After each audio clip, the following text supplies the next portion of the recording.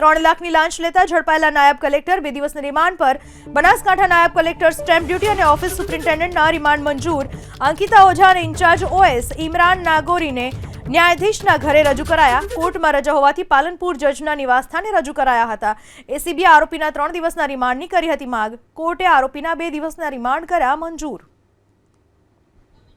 બનાસકાંઠાના નાયબ collector stamp duty અને ઓફિસ સુપ્રિન્ટેન્ડન્ટ જેના રિમાન્ડ મંજૂર થયા છે અંકિતા ઓઝા અને ઇન્ચાર્જ ઓએસ ઇમરાન નાગોરીને ન્યાયાધીશના ઘરે રજૂ કરવામાં આવ્યા હતા। કોર્ટમાં રજા હોવાથી પાલનપુર જજના નિવાસસ્થાને તેમને રજૂ કરાયા હતા અને જેમના રિમાન્ડ મંજૂર કરવામાં આવ્યા છે। એસીબીએ આરોપીના 3 દિવસના રિમાન્ડની માગણી કરી હતી।